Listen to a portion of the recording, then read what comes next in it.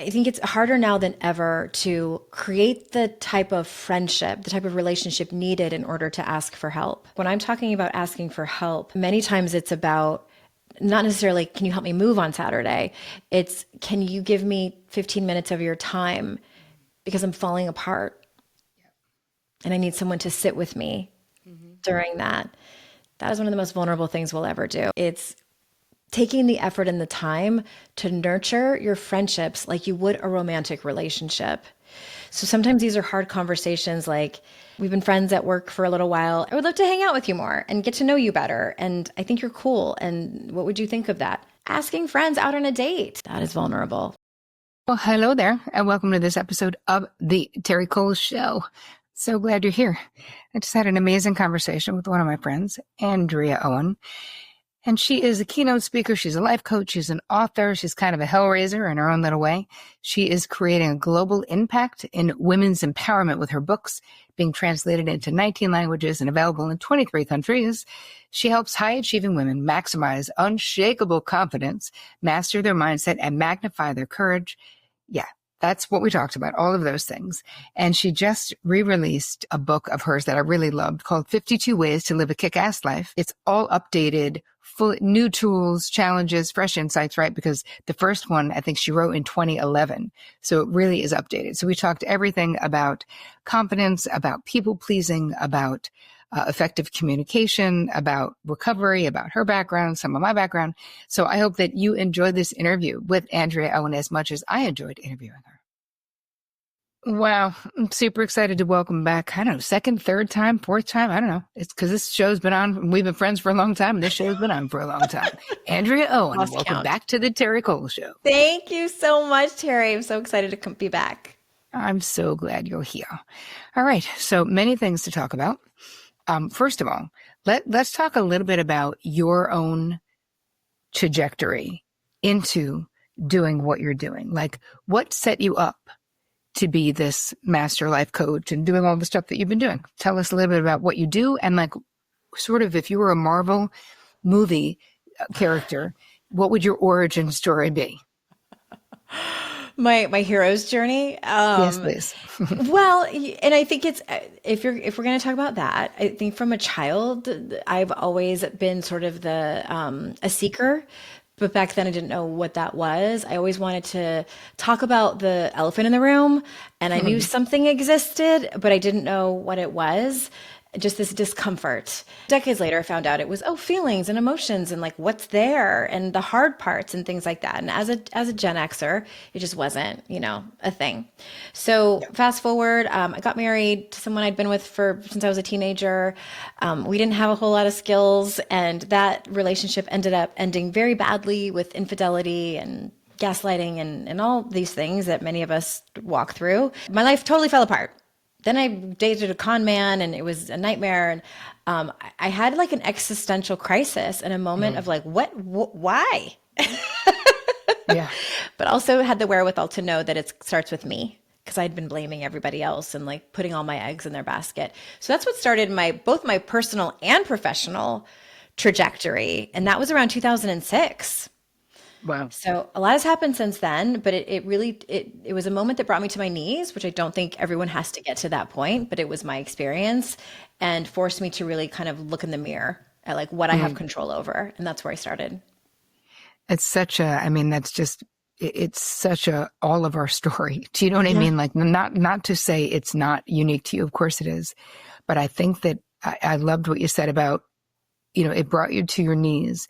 And part of what you do in the books that you write, and actually today we're going to be talking about the newly re-released book, which is, Kick-Ass Life. What is it? 52 Ways to Live a Kick-Ass Life. Yeah. I love it so much. In the book and in all the things that you teach, and you've got a podcast that I've been on a bunch of times, is about how can you help others? Yeah. Not have to do it that way. Let's say, and I always feel the same way with the really painful life experiences that I've had. I hope that what I'm writing about it and sharing about it so that you could learn from the pain that I had, and maybe you don't. Maybe it all doesn't have to go down like a show. You know what I mean? Exactly.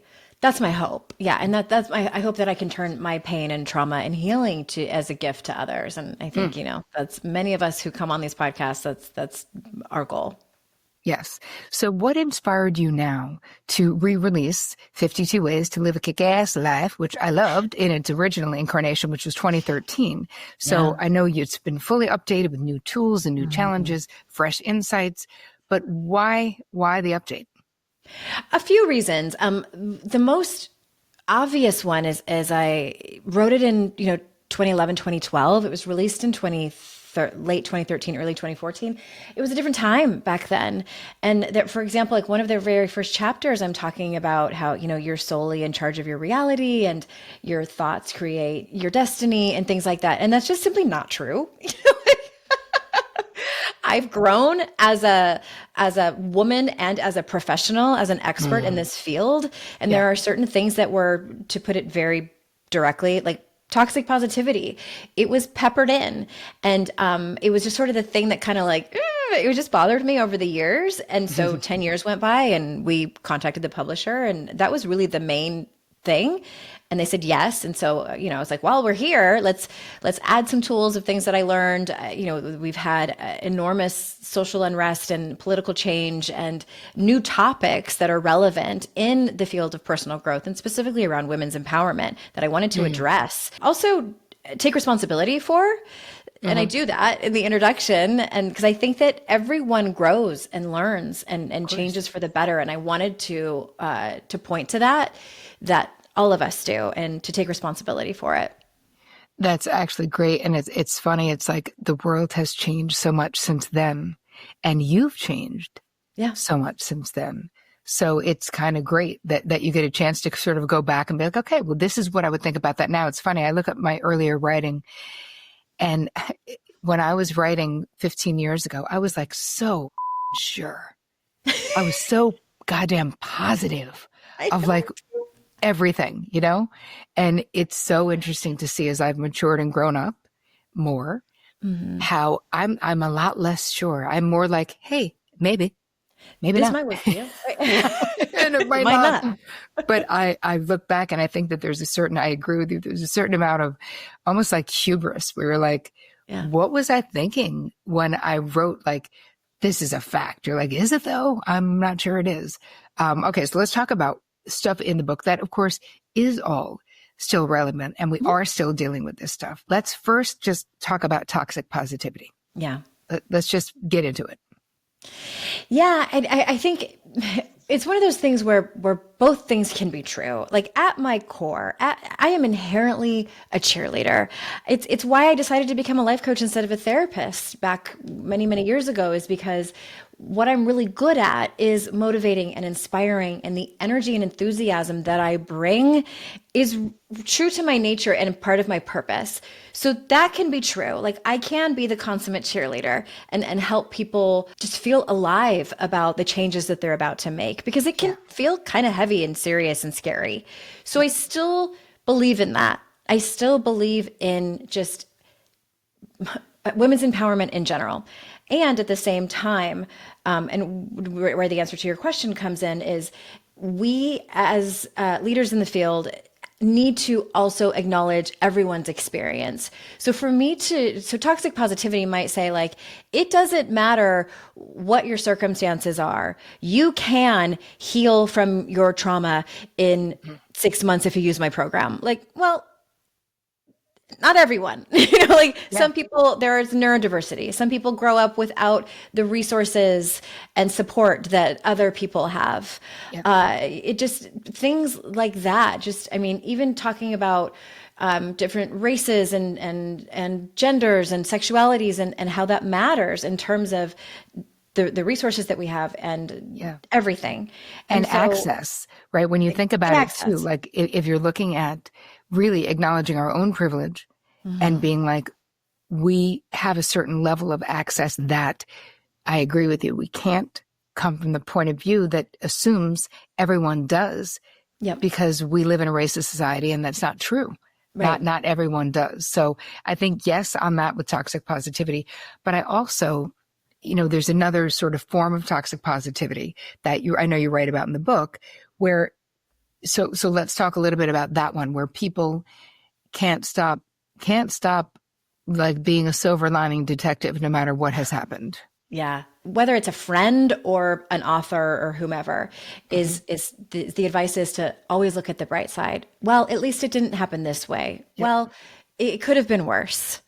And that's really never helpful. The silver lining is, I think, very specific, and there's a lot of nuance to it. It can be helpful, but there's a lot of nuance. But if you're talking about just sort of on the surface, it can be dismissive and Hmm. insulting to Yep. people who have particular circumstances, or even people who experience neurodiversity. Hmm. There are some habits that we talk about in personal growth that, yes, they can be solved, or the cause of them is because of Hmm. X, Y, and Z, but a lot of times it's because this is how your brain works. Hmm. Like, and it took me, one of my children was diagnosed with autism when they were 5, and also anxiety and ADHD. And then I was like looking at my own stuff and my own Hmm. diagnoses, and I'm like, oh, well, sometimes it's not that easy of just doing the steps that you and I Yeah. prescribe and having the outcome be a certain way. So it's just about acknowledging the nuances, not allowing it to be an out for people to stay stuck, but Yeah. just acknowledging it can be helpful. Yes, totally. And I also think that when we think about if, because I've got HFC, high functioning codependency on my mind, because that's what I've been talking about for the last Yes. year, where so much of the time, if someone has a problem and we are immediate, if someone's complaining about something and our immediate thing is to say, like you just said, it could be worse, or, other people have it worse or whatever, that's not for that person. That is for us. We Oh, are uncomfortable with their pain. yeah. So we feel compelled to say something positive, but in a way it's really denying or minimizing the other person's feeling. There's another word though. Oh, it's invalidating. Can be Yeah. invalidating where I someone's agree. trying to talk about whatever it is they're going through. So I'm not saying, let people chronically, endlessly complain all over you. That's not good for your brain or anything. But there is something about learning to tolerate when other people don't have the answers for themselves or when they're in pain, and not treating people like projects. Not treating people like projects. Yes. And I think that for anyone listening or watching this who is like, ooh, that's me. Like, I'm the person that chronically tries to fix it, or I put a silver lining on it. And before you go and beat yourself up, look at where you can't be with your own feelings that mirror that other person's. Because, and Right. I say this all the time, I couldn't be with other people's emotions because I could not be with my own. Yep. I was judgmental towards other people. Like, why can't you Hmm. just get yourself together? Just Right. because that's how, that's the voice that I heard growing up. And it wasn't until I got sober in 2011, which you and I have talked about, where I was, I mean, it's kind of forced. Like, I was just going to say it. Hmm. There's a difference between recovery and sobriety. And when I was in recovery and really truly looking at like my sticking points, and it was feelings, and that was where I thought, oh, okay, this is why I'm disconnected in my relationships. Right. Do your own work before you try to do somebody else's. Yes. Yes. And that's really the whole thing about, think about how much we've been trained though to focus on others Yeah, in the especially way of women. pleasing others, right? So we can move it into people pleasing or perfectionism. But all of that really, in the book, you talk about it this way because it's true. It's really a need for control. I mean, that's Yeah. what we're talking about. So what are your thoughts about if people go, okay, I'm definitely a people pleaser. I'm definitely a perfectionist.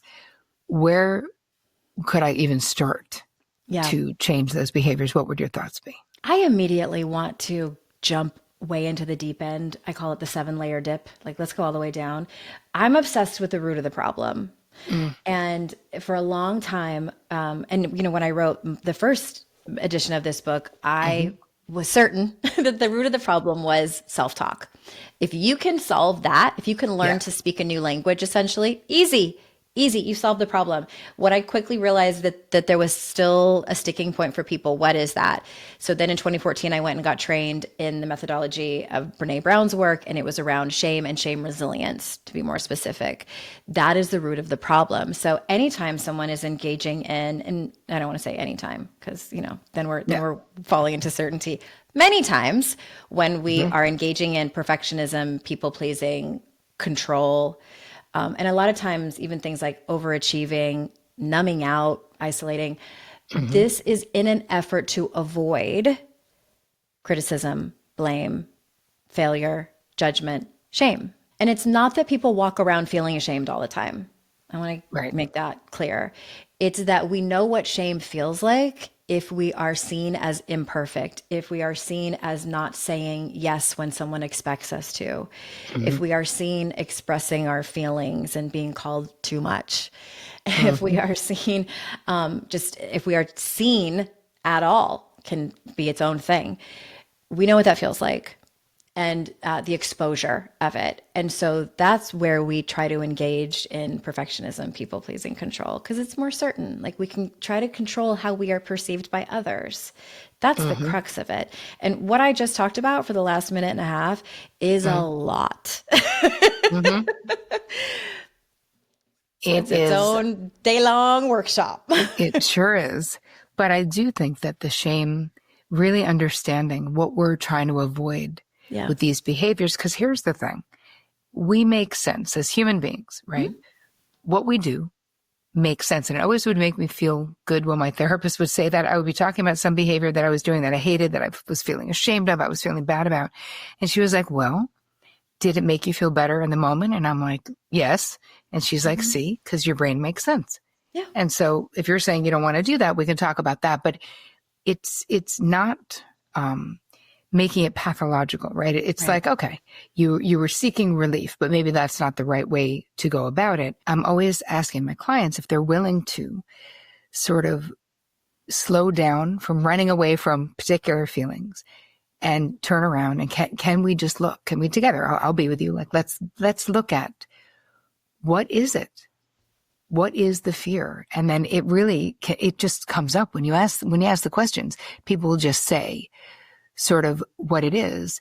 And I see the thing with people pleasing, perfectionism, and this need for control, how much bandwidth that takes in our lives away from other endeavors that would probably be our time and bandwidth much better spent on these other endeavors, Yeah.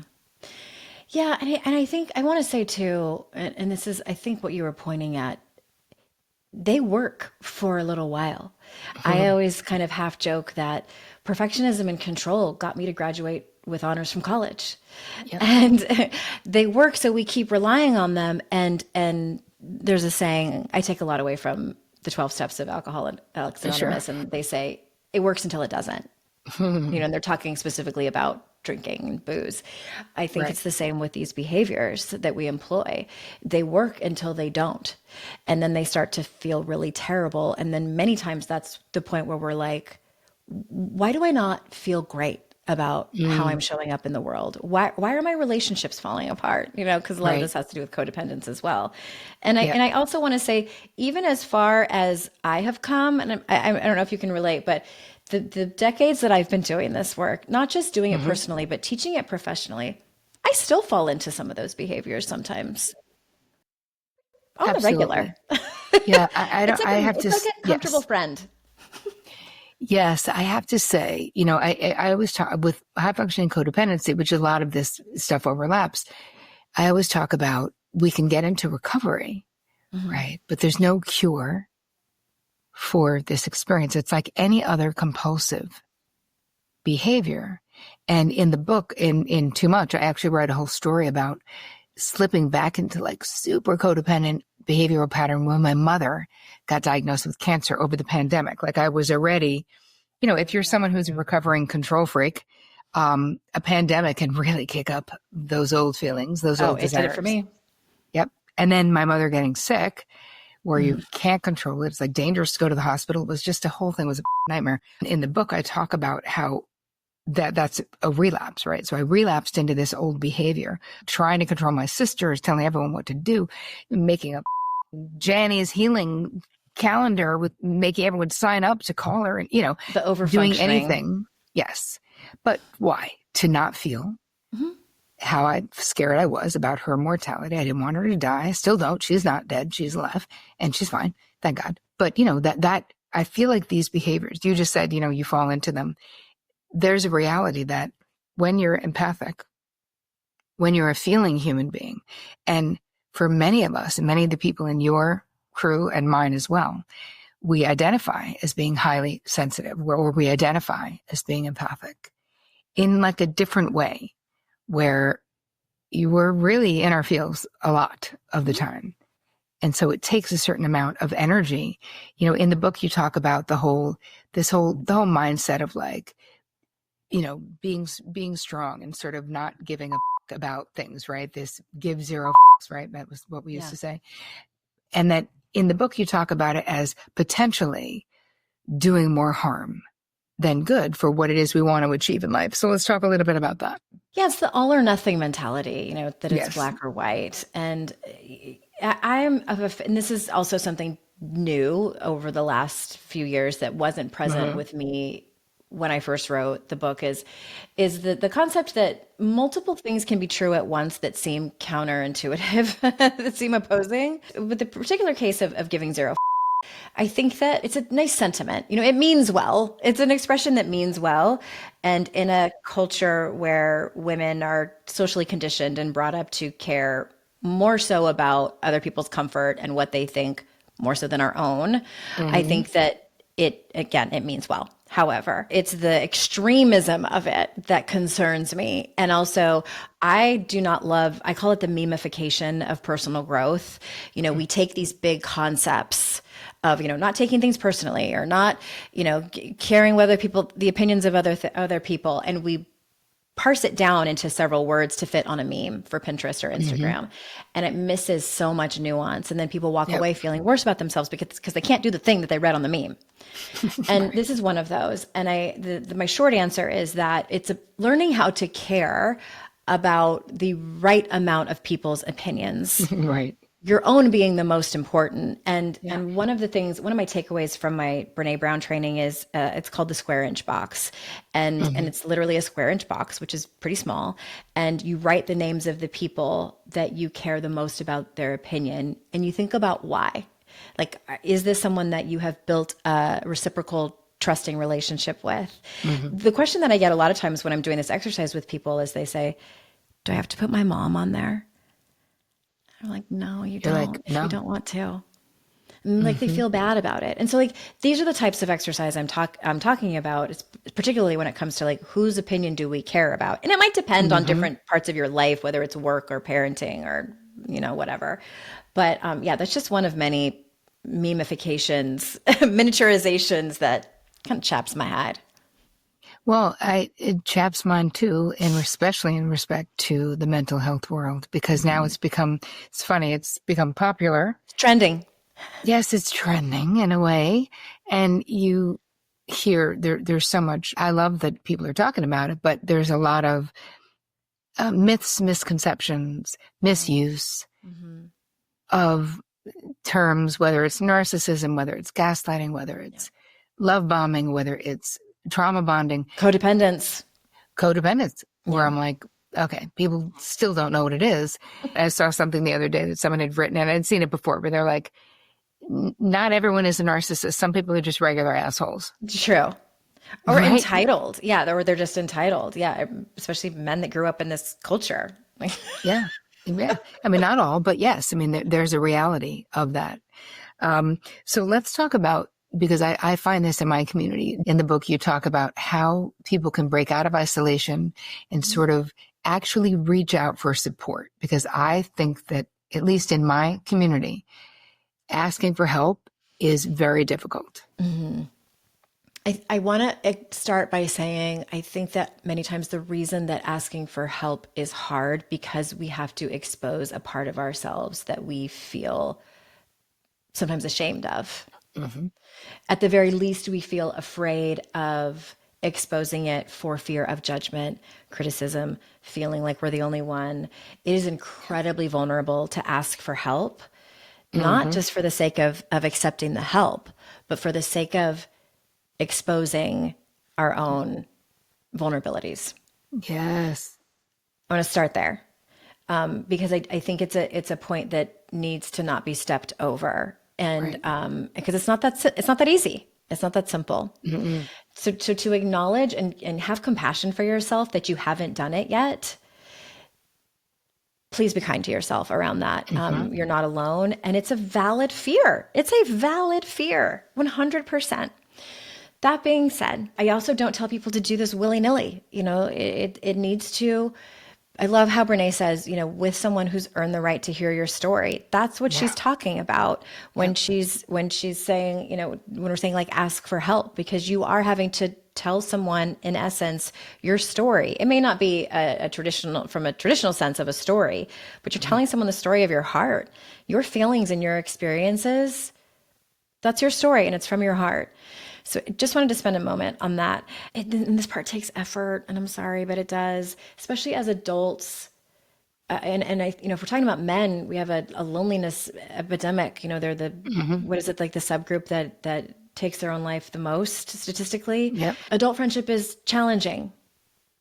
I think especially post-pandemic, that we have become used to working from home. Everything is like this kind of Yep. transaction. We gather less. I know that Yeah. my teenagers, their life and their friendships looks very different than it did when you and I were teenagers. Sure. Things have Because we were changed. always out of the house. We were always Always. gone. Always gone, always at somebody else's. We were always gathering in Yep. person. Yes. It doesn't happen as much anymore. And so I think it's harder now than ever to create the type of friendship, the type of relationship needed in order to ask for help. And so I also want to say, like, when I'm talking about asking for help, many times it's about not necessarily, can you help me move on Saturday? It's, can you give me 15 minutes of your time Mm. because I'm falling apart Yep. and I need someone to sit with me Mm-hmm. during that. That is one of the most vulnerable things we'll ever do. And so if I had to kind of put a period at the end of the sentence, it's taking the effort and the time to nurture your friendships like you would a romantic relationship. So Right. sometimes these are hard conversations like, hey, I know we've been friends at work for a little while and I would love to hang out with you more and get to know you better. And I think you're cool. And what would you think of that? That is vulnerable. This is what I work Yep. with some of my clients. Yeah. Asking friends out on a date and holding them accountable around it, and also working with them when things don't when the other person doesn't respond as they want them to, or feeling like Mm-hmm. they're the only one doing all the heavy lifting in the Mm. relationship. Like, friendship coaching is a thing. Yep.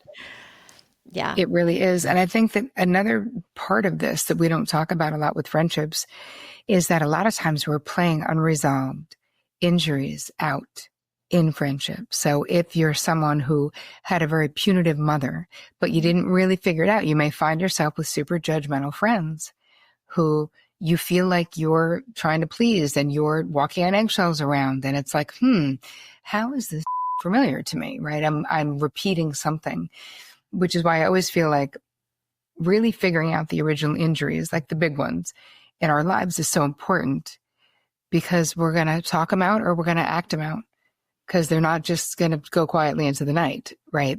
That's not how it is.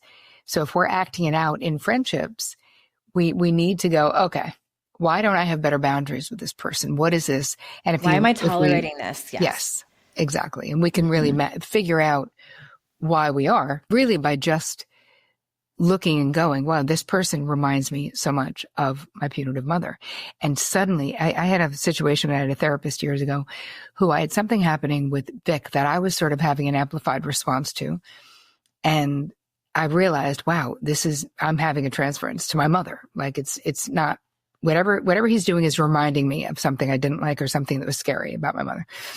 And my therapist would make me say, as soon as I would get into that sort of panic spiral, Vic is not mom. And I feel like this could be helpful when we're talking about the friendship stuff. If people are feeling like, why am I relating this way, because it almost is like a way to be empowered.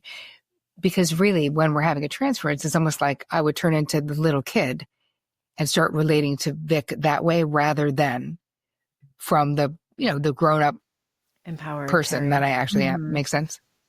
Yeah, and if I could kind of give anyone sort of a 411, if you will, around this, I think that anytime, sometimes it's hard to recognize that in the moment.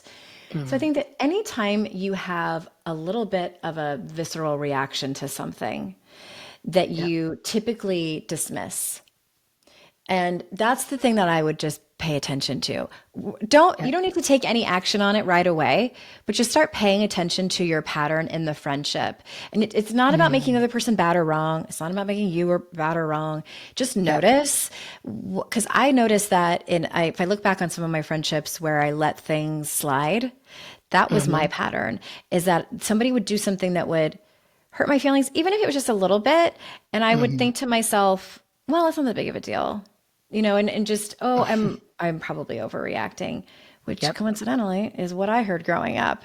And then it would sort of slowly over years, it would just like these little kind of pinholes would build up and build up. And then the other person would do something kind of minor and it'd fly off the handle because Yep. I don't know, the way the moon was and my period and everything. And it was just like, Yep. where did that come from? Well, it's from all those little pinholes that I didn't say anything. So it's, Yes. and then we get into, how to communicate in the moment when it happens, which is another conversation, but paying attention can be a Yes. huge tool to flex. All right. So tell people, where can we get this book? When is it dropping? Around Christmas time, 2024. And I cannot get over this like grown up version of me. And I'm like, is that me? I love it. Is me? Because on the original title, I don't know if people can see it. The original cover is a picture of me from like 2011. And it's just, I'm older and wiser and just still your big sis. That's End of what I'm December, talking about. 2024, wherever books are sold. Yeah. And there's a bunch of free stuff per usual. Of course. So where can people get the free? Where should they go to buy the book? AndreaOwen.com/books. That's Yeah. where all of mine are. And you'll see at the top of the page, 52 Ways to Live a Kick-Ass Life. And they can just go from there. Woohoo. Well, thank you so much for spending time, for having this beautiful conversation with us today. I really appreciate you. Thanks, babe. Thanks, everybody, for listening.